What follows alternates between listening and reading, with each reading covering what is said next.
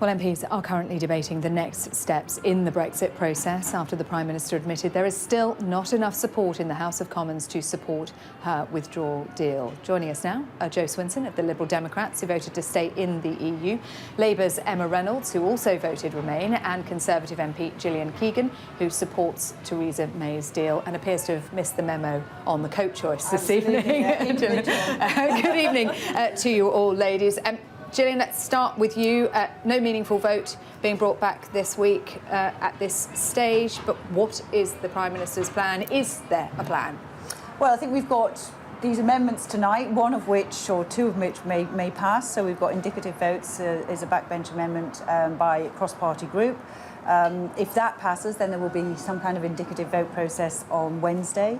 If that doesn't pass, then I think what I just heard from David Liddington was that the government will then make time on Wednesday for some kind of indicative vote process, if that day is available. So it looks like indicative votes to try and get an understanding of where So the Prime Minister's whipping lie. against the Letwin amendment, but if that doesn't pass, bringing indicative votes anyway. Yeah, I think there's a principle about, you know, the government, basically the Parliament taking over the order paper, which is a precedent that, you know, apparently is never usually set, and actually is a precedent for every government, even, you know, whoever's in government in future. Usually the government has control of the order paper. So I think it's something in terms of the Constitution like that. I must admit, you know, when we were going through it today, it kind of seems a little bit contrary if you just look logically, but it's about who has control of the order paper, and that's, you know, that's what this amendment is suggesting, is that Parliament take control of the order paper, as in the government doesn't have control of the order paper.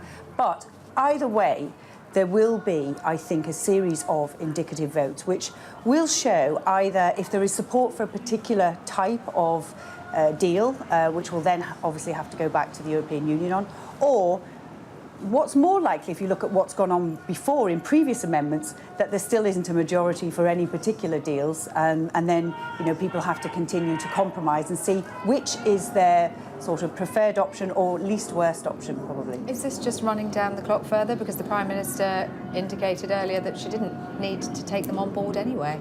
Well, she said she'd engage constructively with the process, and almost in the same breath said that she was quite willing to ignore whatever indicative votes might tell us in terms of where is the consensus in Parliament.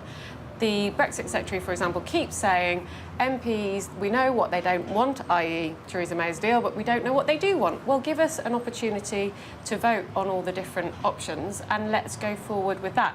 I'm afraid because Theresa May... Is there any consensus in Parliament? Well, that remains to be seen, Sarah. I hope so. I really do hope so. And I think the backbenchers in Parliament from different parties, both the governing party, the Tory party, Labour, Lib Dems and others, there's been more cross-party working from the backbenchers than there have been from the front benches. And I think there is a possibility that a consensus could be found. And I think it's Parliament's responsibility to come up with a plan B to Theresa May's deal, which has failed spectacularly twice, because she's not willing to come up with that plan B. But it has to be a plan B that works for the EU as well, Jo Swinson. Well, of course it does. I mean, there's an argument here that we shouldn't be in the situation where this clock is being run down at all. Prime Minister shouldn't have triggered Article 50 without having a plan for what would happen next. And this whole process, which even now the Prime Minister only says she might take notice of, she might ignore completely. 2 years ago or more... She's saying that some of them might be non-negotiable. But I mean, 2 or more years ago, she should have been having this discussion, should have been reaching out in this way as a Prime Minister for the whole country rather than just a Prime Minister for the Conservative Party. But I think what we do see is that Parliament is currently at an impasse. We'll have these votes on Wednesday, but I suspect what that's going to suggest is that there is a lot of disagreement within Parliament, and that the way to solve this, therefore, is to put it to the people. And we had 1 million people marching here, just, you know, behind us in Parliament Square on Saturday, arguing for a people's vote. We've had 5 million plus people sign a petition to revoke Article 50. There's not a lot of confidence in the country about how the government is dealing with this process. It's time to put it back to the people. Gillian, time to put it back to the people. The Chancellor seemed to be moving that way? I don't think so. I think he just said it was a coherent option. So logically, it's a coherent option. He said everyone had to compromise, and that might Yeah. be. He seemed to suggest that might be where his compromise would be. I think, the problem I have, I think we all voted to remain, by the way. So, I have moved my position from voting to remain and fully understanding, by the way, this whole world. I've worked in international business for 30 years before the last 2 years being in Parliament. So car manufacturing, all of those industries I've worked in, which is why perhaps I can look at this deal and see, as many businesses have, that it's workable. It works for businesses because I understand regulatory alignment, I understand rules of origin, all the deep sort of business structures, even the construct, the legal constructs, I understand it, which is how I've been able to get myself more comfortable with it. I think one of the things that did move today actually was people sort of separating and understanding that actually the withdrawal agreement, there's not as much disagreement perhaps on the withdrawal agreement as the political declaration. But there are the numbers to get it through, and the DUP very clear today. They're still not budging. That's true, which is why the meaningful vote hasn't come back. There will have to be change of mind. I've changed my position. There will have to be change of mind. In terms of the people's vote, I mean, honestly, I do not know what you say to the 17.4 million people who voted to leave in the first place. You haven't implemented that. We haven't even, we tried to implement it, but we haven't actually managed to implement it. To then put it back to the people again, and everybody who asked for every type of people's vote. There was another one saying a confirmatory vote last week. Every single one of those is the Carl Wilson Peter Kyle. amendment. They're all basically a people's vote from people who want to remain. People who probably most of the people who were marching. You were on the march, Joe. I wasn't. Probably did vote to remain. And I think when you look at the heat map, actually, of the revoke Article 50, it's a southeast thing. If you look at the north, hardly anybody. Oh, hang on. My constituency's pretty far Sorry, north. no, Glasgow. Scotland, I apologise. Scotland's different because Scotland did have a Remain vote in the first place. But if you look at the north of England and even the Midlands, I don't know where yours was. I had a constituent and I was on a visit at Christmas, and he works for Royal Mail, and he came up to me to say to me, I voted Leave, but I want another chance, and this time I want to vote Remain. So there are people who are changing their minds, and they may be Remainers who are changing their minds to Leave.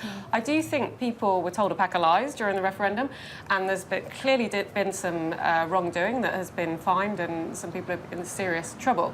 And I do think I am a reluctant supporter of the Peter Kyle, Phil Wilson amendment of a confirmatory vote on a deal. So this is May's deal with a confirmatory deal. It could be May's deal, or it could be another deal. It could be something that Parliament can coalesce around, and we also So you would vote. still want the people's vote even if it's an indicative vote Well, deal that we'd all we agree? might. You'd still we want... don't know yet. We might reach that stage. But all I would say is I reluctantly have come to that view. I didn't really want that in the first place. My constituency voted by quite a hefty majority to leave. But Theresa May has made such a big mess of this process that It's it a might hung be parliament. the No only country's way ever left. to break the deadlock. Is it the only way, very or is it a difficult. general election?